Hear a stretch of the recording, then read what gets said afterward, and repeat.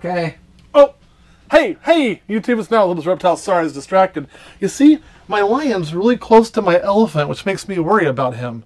But don't fear, your elephant tracking is actually 3 months behind. And they do that simply so poachers can't get on the app and find out where the ivory is. So kiss our ass, poachers, no elephants for you. By the way, if you ever see an elephant poacher, feel free to smash his nuts like 2 small grapes. And then don't blame me for it, but it would be a pretty funny to happen. Female. A female elephant poacher? Yes. They have grapes internally. Just smash those. Whatever you need to do, elephant poaching's horrible. Don't let people poach elephants. They're actually one of my favorite animals of all time. Right along with, like, I don't know, gaboon vipers and rattlesnakes and shit.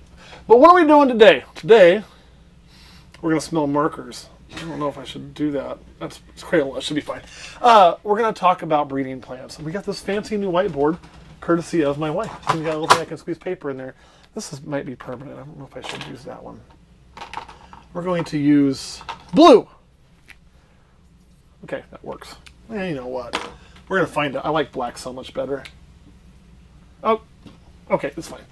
We're going to get the razor. So what we're going to do today, as you can see, I'm very well prepared. We're going to talk about making your breeding plans with a visual aid here. So I'm going to here share with you a mock plan, and then I'm going to go over to Patreon and share our plan. So if you're not a member of Patreon, you should be. And there'll be a link in the description for Fahlo and a link in the description for Patreon. Click them both. And then remember to 20% Olympus 20. And I'll promise I'll quit saying this at the beginning of every video. We'll move it around some. But what are we going to do? Let's say you decide you want to get into breeding. And you, of course, let me tell you, there's a few things that will dictate your path and how fast you're going to expand your breeding, okay? Some people come into breeding with this.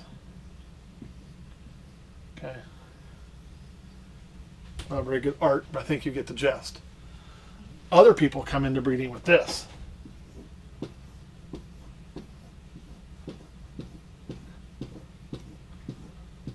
Now, I'm going to tell you, because we're going to be blunt and honest, you can breed starting with this, and you can certainly breed starting with that. This will probably get you to being larger quicker. I mean, obviously, you got more to invest to start up. More startup capital ends up with higher end stuff to begin with and whatnot.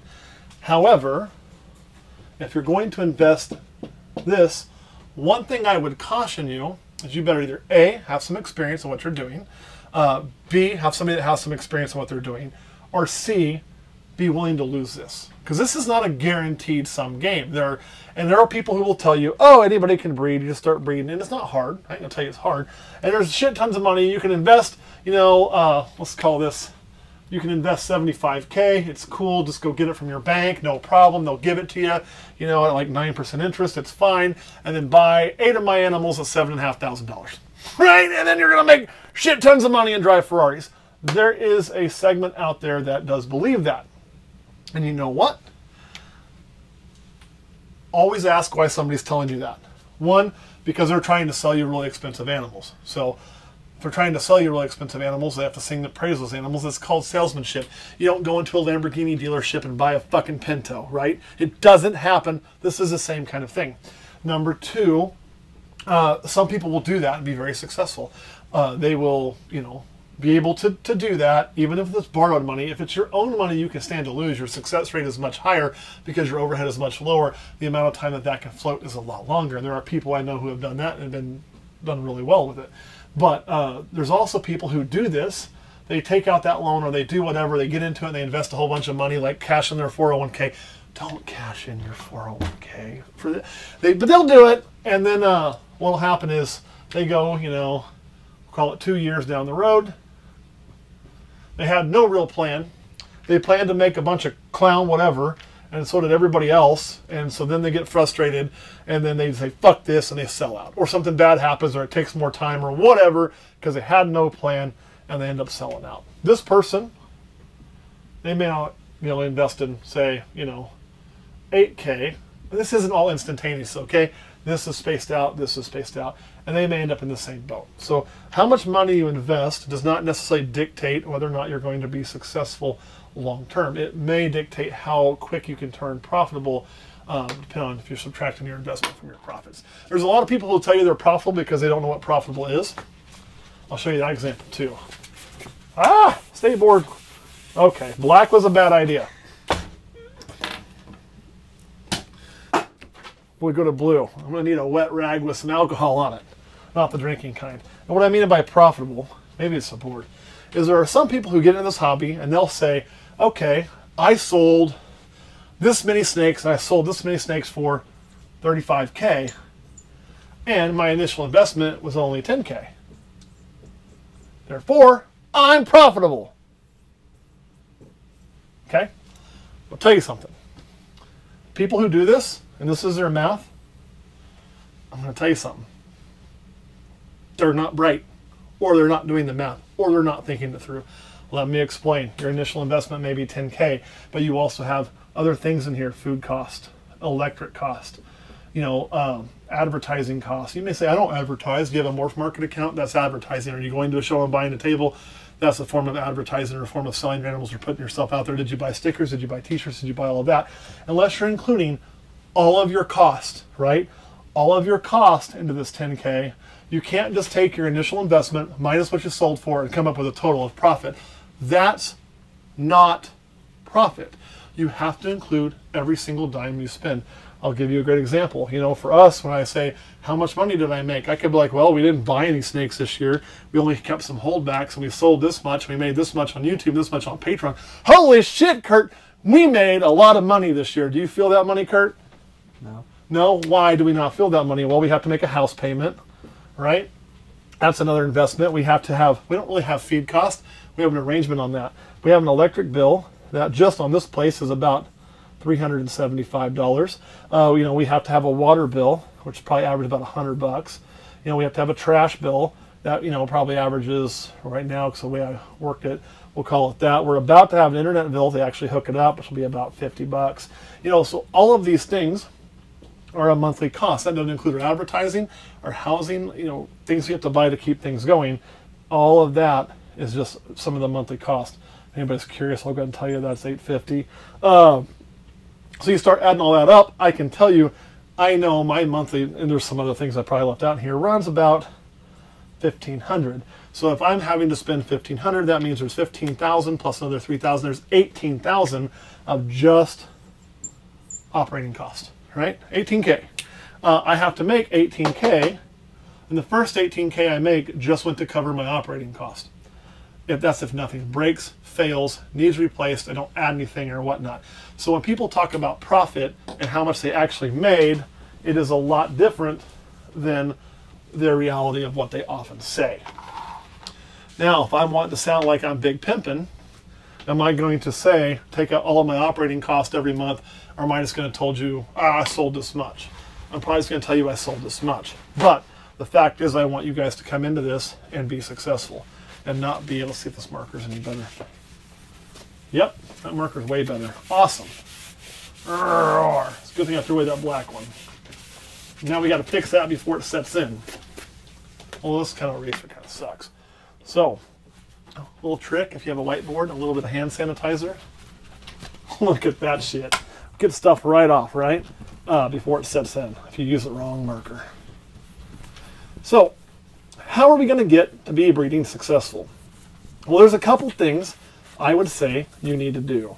Again, this is my world, okay? I am not the only one. You can listen to other people. I don't begrudge you that. I'm not going to tell you they're wrong. I'm going to tell you this is some of my thoughts, okay? There's more than one way to skin this cat. Trust me, there's a lot of people who do it. First thing you need to decide, I think let's get that off there too.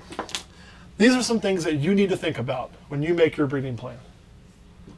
First of all, size.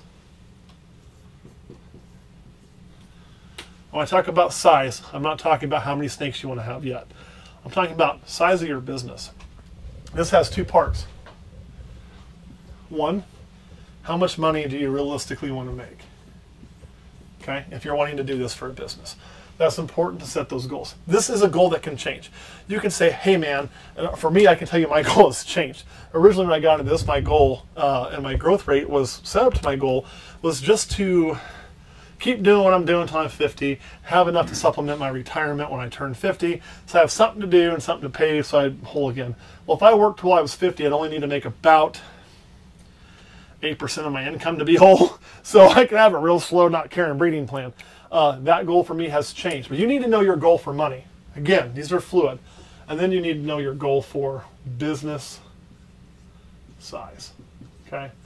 And what that means is knowing these two things will help dictate your business plan.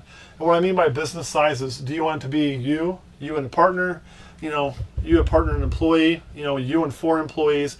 What do you want to have? Because if you're going to have employees, you're going to have to factor that in to here on what size you actually need to be. For me, I'd like to have me and a partner, maybe eventually, somebody around to help out part-time, like help out Kurt when he's gone with the rats, help out when I'm gone with the snakes. We kind of have that right now, to be honest. We don't necessarily pay him in cash. We pay him in other ways. Get to that later. Just going to leave that one out there. So, but there's ways to do that. So that's kind of the business size I want. Sometimes my partner and I actually disagree on that a little bit. I think Kurt, in a perfect world, would like to have 5 or 10 employees, but I don't want to manage people. So if we ever get that, then he has to manage people, and I'm just going to yell at him and crack the whip and make him cry and quit for not doing shit to my standard. That's why I don't want to manage people. So have those things in mind. So let's say you want to make, I don't know, what would you consider to be a good salary but not a rich salary? Go. A good salary but not a rich salary? Yeah, this is Caleb's version. $90K. $90K, that's way above. That's $90,000 is in the top quintile in American earnings. That's still where I'm setting the bar. Okay, Kurt, what would you say? 50. 50K. 50K is actually pretty close to the median salary for the America. I want to say it's like 52,000. And that includes people like Elon Musk. It also includes a guy I took to the soup kitchen the other day. So 52, we don't have a soup kitchen in Manhattan. I'm just making that up. But 52,000 is probably a good thing. 90,000 is pretty high. Tell you what, let's split the difference and say you want to make $75,000. Okay? So how are we going to get there? One, if you're going to do this with a partner, let's say you're going to do it with a partner, somebody's going to help, then you need to make that 150K. Why? It's not fair for you to make more money than your partner. And if you're making more money than your partner, your partnership is probably not going to last very long. Kurt and I were very open about how the funds are distributed out of here. I always try to be very open and very transparent with him on that, and vice versa, because if you start thinking your partner's getting more than you start having hard feelings. And if you start having hard feelings in a partnership, you're going to do 2 things. 1, your partner's probably a friend of yours. You're going to screw that all up. And 2, you're going to destroy your partnership and your business. So, be transparent. If you want 75, you're going to have a partnership like we do. You need to plan to make 150. It's just the way shit works, right? Don't think you're going to get 75 and your partner's going to be happy with 40. That's fucked up. Don't do that. So 150K. That should be our end goal in this scenario. Okay, I was going to make that to a but I'm out of junior high now. You can't. You just go down here and draw legs in a crack. 150K. That's what we need to make. So how are we going to get to 150K? Well, it's really simple. We're going to breed snakes. So first of all, let's plan for a few things. 1, you have to plan for some expenses. This is not going to happen instantaneously unless you invest a shit ton of money. And if you invest a shit ton of money, you better have that money to invest, or you're going to have to borrow it. In our case, we have borrowed money. I'm more than happy to be open about that. We borrowed money for a facility. We did not have the cash to buy this facility outright when we got it, so we had to borrow to do that.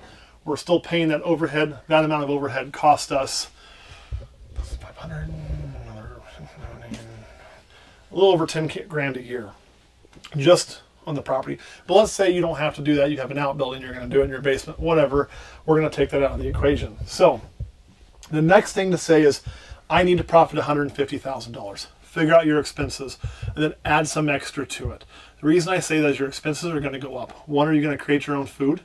If you are, you still have to buy rat food and rat water if you don't have an arrangement on that. 2, what I mean by arrangement is you could sell the spare rats. There's things you could do to help offset that cost.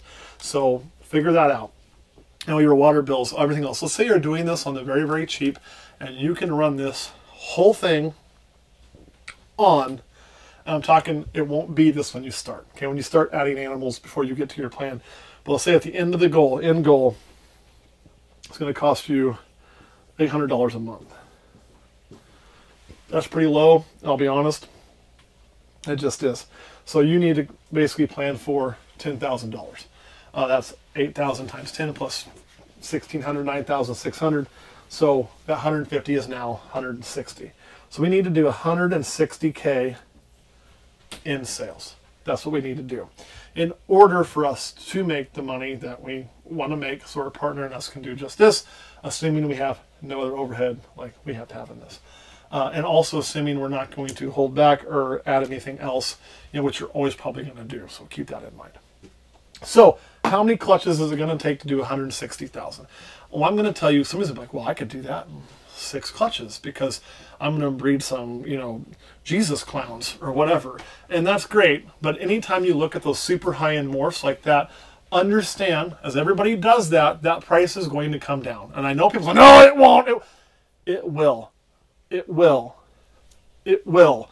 Do I need to say it again?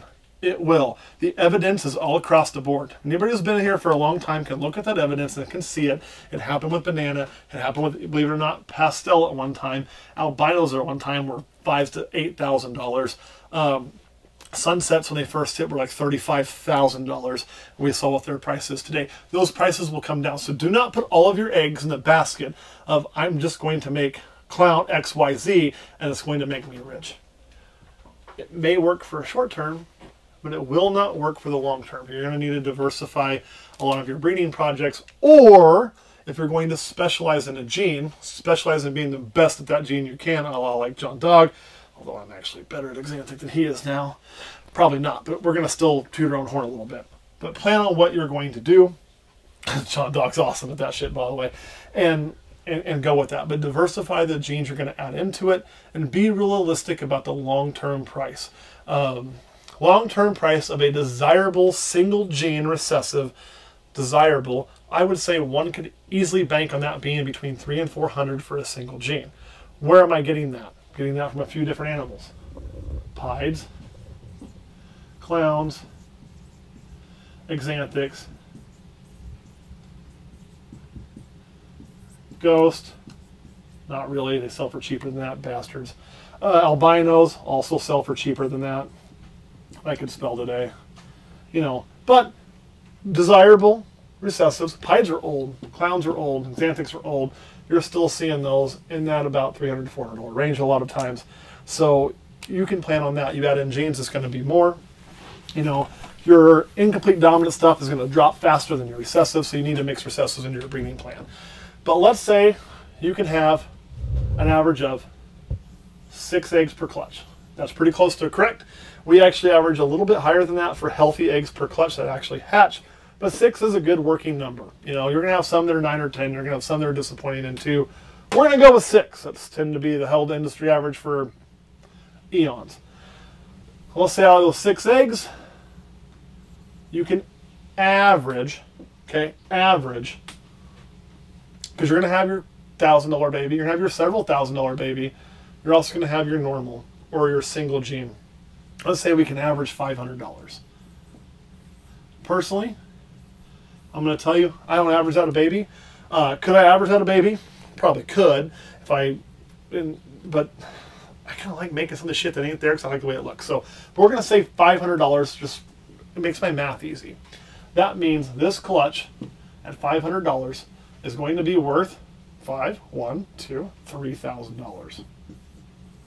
Okay, $3,000. My math is well over tracking. So if you take 3 into 160, let's see how good I am at this. That's going to go in there 5 times, right? Almost. It's 15. So we're going to say 6. 6 is even better because 3 times 6. That's not right because you would have to do. Well, you had to add the 0. There you go. So you go there 60. We're going to say 60 because that's also going to give you a little leeway for some eggs to not make it, a few babies to fail, etc., etc. You plan on 60 clutches, right? Again, I think this is high. Truth be told, if I wanted to get to there, I didn't have overhead, I'd probably plan for 75 clutches. Okay? 75 clutches.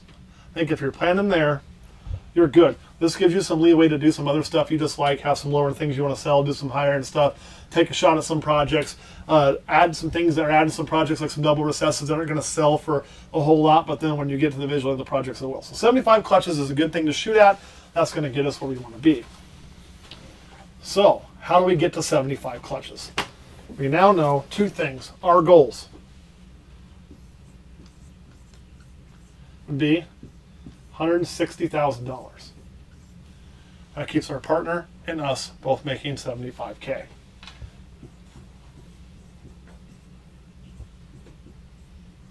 And it has $10,000 for overhead. Okay, so to do that, we need a 75 clutch goal. How are we going to get to 75 clutches? Well, you're saying that's really easy, 75 females. I'm going to tell you no, because not every female is going to lay eggs every year. And when you first start out, you have like 4 females. They tend to do that. And everyone's like, oh, I thought I could too, man. We're up to like 12 females, get every single one of them go. And the more we got, the weirder it got. And it's a percentage game. I got told that was going to happen. I didn't believe it. It happened. So let's say, in order to do 75 clutches, you probably ought to have 100 females. Now, that 100 females, why? That lets 75% go, and you still have 75 clutches. If you have a few more, sweet! But you should be able to get to 75 clutch with 100 breeding females, I think. I think that's pretty safe. You're going to be pretty close to around there. Plus, we built in a few extra clutches to get there. Seeing if you only hit 70 one year because something happens, you're good. Also, as your collection gets older, you're going to lose a few females here and there and have to replace them, which will have grow-ups, so you're going to have holdbacks. So I think 100 females should be your goal. For that 100 females, how many males are you going to need to breed them? Well, I mean, I like to do about a 1-to-3 ratio. Sometimes you're going to breed a male a little harder. Sometimes you're going to breed a male only to 1 female for certain projects. It's going to happen. We have some things like that. So the perfect way you say, well, you just need 33 females, and that math works out. That's not exactly correct, because you're going to have that 1 male who goes to that 1 female. Over here, you're going to have that female's pair with that male. You're going to have this male who goes to 3 different things. So I would say, you're going to have a male that sucks, and you're going to have to, so let's overplan it, right? Let's overbuild it. Let's have 45 to 50 males, somewhere in there, depending on the projects you're working, okay? That gives us some options to change things up and everything else, so this is what you're going to need. So now we're at 145 to 50 snakes. Oh, remember I told you you're going to start losing some of those as you've been in this for a long time and they age. One of them goes egg bound, one of them gets cancer or whatever. It's like a small village. It's going to happen. Same here. So you're going to need to be growing up new things. You're also going to see the value of certain projects go down, right? Because you're going to get into some of those high-end projects. You'll see that value drop because everybody's into them. The people who really want it already have it. And you're going to see other genes kind of going up because JKR makes another video about whatever. So you're going to see that. A la red stripe. Red stripe used to be worthless almost, and then it got to a high value. It got to high value simply because JKR stuck it to clown. So these look really cool. Did a really good video on it, and everybody ran on red stripe. So you're going to see those things happen. So you're going to want to have the ability to move around, grow some new babies up, etc., etc. So with that, I would say you need to plan to be growing up at a minimum. Plan on placing 10% of your collection. You're not really going to replace 10%, but you may say, you know what, I've got this adult female snake that produces every other year for me, and I really want to keep these clutch numbers up. I've got a better one now. I'm going to go ahead and replace her and sell her to somebody else. So plan on replacing about 10% when your collection's full. Going into it, you're just filling your collection. That's the stage we're still in. We're still filling the collection the size we want. But at this point, when you're full, you're going to start replacing. I would plan to replace 10%, which means you're going to need 10 females every year, which you're getting ready, and another 4 males, let's say. So that's 14 holdback snakes. Those are also why we overbuilt the clutches, because you're going to be pulling basically 2 clutches worth of snakes a year to put in your back pocket. It's part of the business, because I'm really a little over 2. I saw Kurt go, that's bad math. Yeah, I took a liberty at 14 instead of 12. But anyway, so that's going to get us to where I think you would end up being able to recreate that off of 100 females and 45 to 50 males, assuming you select your pairings right and you keep your overhead low. If you don't want to breed the rats and you don't want to do all that and you're going to have more overhead, you're going to have to increase this number here and this number here to kind of boot. Now, this is off of a $500 average a baby. Personally, I think that's going to be a little high. Maybe not. I've never really set an average of my baby sales out because I just never really gave enough of a shit. But we kind of just went with a number for simple math. If you find you're averaging $400 a baby or $300 a baby, it's very simple. Adjust that up and you'll be just fine. So that's kind of where that is. Same thing. If you want this number to go up, you need to do that. 10K for overhead. You know, you have to decide if that's going to work for you or not. One other thing I would tell you to do, and you should do this before any of this ever happens, okay, is you need some money that's not yours. Snakes. This is money that is in your bank account that you don't touch because it's theirs. It's for things like, oh, hey, I had an equipment failure. I need to fix an incubator. I need to get more heat tape for racks. I need a new rack. Well, new rack, you should plan that purchase. But I need to go to a vet for a vet visit. Oh, there's this project that came up, and by God, I really want in it, and this is a good, sweet deal. So always keep some money on hand that is just for that purpose. And if you take some of it to buy that sweet deal or whatnot, then you must replace that money, okay? Don't run your business at a zero sum. Don't do it. If your bank account in your business is at this, you're doing it wrong because you are not prepared for an emergency or something to come up. I'm not telling you need to keep 50 fucking grand in there, okay? But keep some money to do the things that may come up or to allow you to buy that animal or dump that $2,000 to $3,000 if you feel you really need to into something and still have a little bit of emergency fund while you build that back up. Very important there. So this is what I would suggest to make $75,000 a year. 100 females, 45 to 50 males. Keep about 15 males, 14, or not 15 males, sorry, 15 to 14 snakes, 10 females and 4 males a year for replacement purposes and to change your genetics and increase that and keep your bloodlines going good. And then you should be able to, theoretically, if you can average $500 a sale, pay $75,000 to you, $75,000 to a partner, and spend $10,000 on your overhead, which would mean at that point in time, this and this would truly be profit. If you're taking your overhead out of it, it's actually profit. Now, how do you get there? Is it going to be overnight? No. 100 females means you're going to need rack space for 100 females. That would be if you bought, we're going to go with just the metal racks, you know, 4, well, it'd be 3, actually I would buy 4. I would buy 4 70 tub by 30. So you basically have 120 female spots. Why? It's because you got those going up too. So you want to have some little extra spaces. So that'd be 4 feeder meters there or ARS, or whatever you prefer. And then here, if you're putting them in FB40s, you're going to need 40 tubs, and you're going to probably need 2 of those because they're 30 tubs a pop. So you're going to need enough room for, yeah, 160 snakes. If you're producing 75 clutches, you're going to need room for that many babies, which someday would be like about 500 babies a year, I think. So plan for that. You're going to have room for probably 600 empty baby tubs. Always have more tubs than you need. Trust me, I've been there where I don't, and it's a struggle. Hi, that's my life now. Over prepare for your tub, so you're going to need to buy those. So it's going to take you a while to get there because just those things are going to run you a lot of money. The good news is, while you're growing to this, right, you can use it to fund those things before you get here, unless you're in a hell of a hurry. I'm a slow take it guy. I don't need to get there fast. I got time. That's why I still had a day job when I started and still do for a short amount of time left over. Kurt, anything you want to know about this, or does that make sense? Yeah, it makes sense. Did I leave anything out? This is a Kurt idea, so if I missed a mark, let me know. I don't think so. Just, I don't know. I think the overhead is a little low. I do too.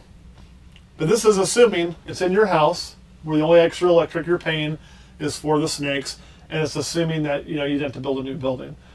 Let's be blunt. Kurt's right. If you're running 150 adults, holdbacks, and babies, it's probably going to need to be in a separate building, or you have a much more understanding wife than either Kurt or I have. And my wife is pretty damn understanding, and so is Kurt's, because she lets him come up here and play all the time without getting too pissed off about it. So you would have to you're probably right. The overhead is probably a little low. The average is probably a little high. This is not ever a get-rich-quick scheme. That being said, do people get rich with snakes? Yeah, they do. Absolutely. Every day. Does the majority get rich with snakes? I would say not rich, unless your definition of rich is $75,000 a year. Mine is certainly not that. My definition of rich is not $175,000 a year. My definition of rich is not $250,000 a year. My definition of rich probably really can't be defined by a monetary amount yearly. It's usually like monetary amount you built up. You can get rich with $75,000 a year, actually, if you do it right. But that's kind of, you're right. So if your overhead's higher, you have to adjust that. And your overhead's probably going to be higher.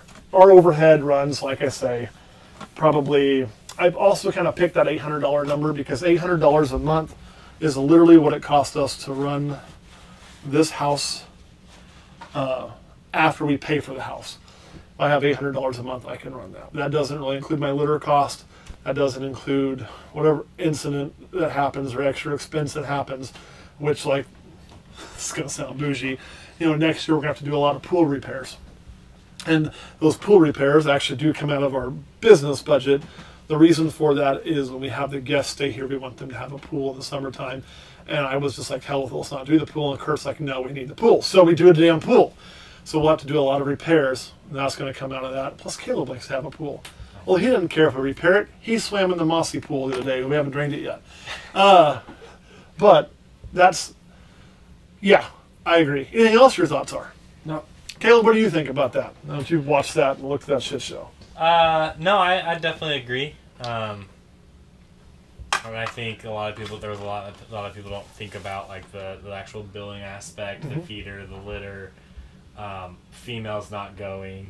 You know, you're gonna have that female that lays every 4 years or lays only 2 eggs and then slugs out. Or, I hate that. Or, you know, or how many females did we have this year that we were like, oh yeah, like this is gonna be an exciting pairing, and then it didn't go. Like, you're just gonna have that. And a lot of people just see it as, oh, I have 75 females, so I'm gonna get 75 clutches. And the reality is that's not how it works. It's not how it always works. I know a collection out there. I don't know how that collection is doing now because it's moved. But at one point in time, I want to say, and this is not normal, but that collection had probably close to what we just wrote, honestly. Pretty close to that. And we were pretty new, and we would produce more clutches in that entire collection. Now, there were some reasons for that, and I'm not going to name drop who's collectionist or to why that happened. That's not my goal here. And I think it's done much better since it moved and had a better environment to be in, which is also kind of what I learned when I started getting rid of the windows in here. So I learned something from that. But not every snake is going to go. It's just, you're right, it's a fact of life. You know, you could also have things that are completely infertile. You could have a male who sucks that you raise up and you put to 4 or 5 females, and then you find that he produces shit sperm. So all those things can, and if you're in it long enough, will happen. They can and they will happen if you stay in it. But let me put it to you this way. This isn't supposed to be doom and gloom. You know, you can make good money doing this. It's going to take work. You know, you can make some fast money, but if all you're in is for fast money, most of those people don't last because it takes longer than they think it does. It's more work than they think it does. And on top of that, they start to get disenchanted when they invested everything into one single project, and that project begins to decline.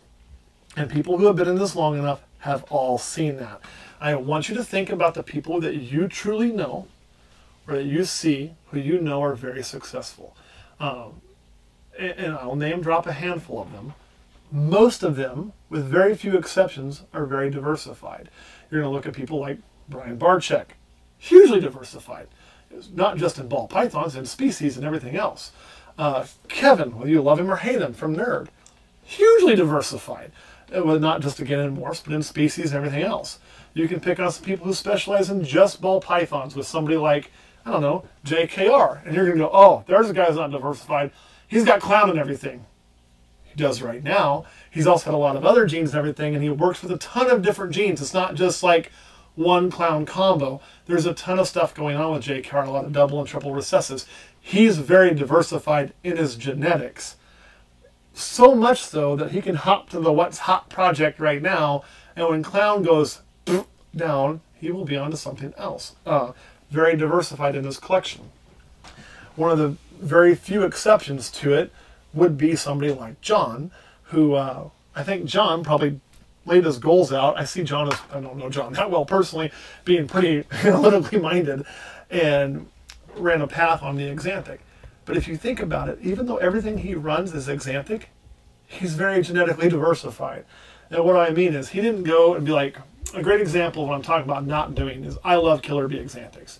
When I got into the hobby, Killer Bee Axanthics were going for well over $10,000 a pop. Okay? That was the going rate. You couldn't touch one for under 10. If I would have sat there and said, man, I'm going to invest $10,000 and I'm going to buy, well, I'd have to invest like $30,000 and buy one zebra bee male and 3 super pastel females or whatnot, and just breed Killer Bee Axanthics like it's going out of fucking style, and I'm going to make, 3 clutches of 6, 12, 18 babies. I'm going to make $10,000 a baby. That's 180 grand, and I'm going to walk up out of here. That would have worked if I bought all adults and had the money to invest. It would have worked for about that long. And then that price slowly declined. And then before long, I would have been like, oh, well, now I've got 18 eggs, and that's all I'm invested in, and everybody else in their brother's doing it. And I can't make near what I was making before. Those prices have actually rebounded some, but at one point in time, they were down below the 1,000 mark. I think they're back right around there now, or a little over for just that. Adding some extra genes, though, like John Dog has, like slap some fire up in that shit with a little bit of Inchy, or some fire yellow belly with it, and watch that price increase. So you have to diversify your genetics, even if your focus is going to be on one specific recessive a lot of the times, like ours with Axanthic. So if you look through our Axanthic collection, there's about 40 billion different things we're putting into Axanthic to long-term diversify. Same if you're going to do Clown or Pied, although Pied doesn't have as much because it just eats all the pattern. But anyway, that's kind of my thought processes. Kurt, anything you want to add? Nope. Caleb, anything you want to add? Nope. All right, guys, believe it or not, we pulled this directly out of my ass. So if you have a problem with anything I said, feel free to address it in the comments. And as long as you're cordial and nice, I will be cordial and nice, have a friendly discussion. But if you get off the rails, I probably will too. And I get the last word, so I can just make you shut up by blocking you. It's kind of funny. So we will catch you all next time.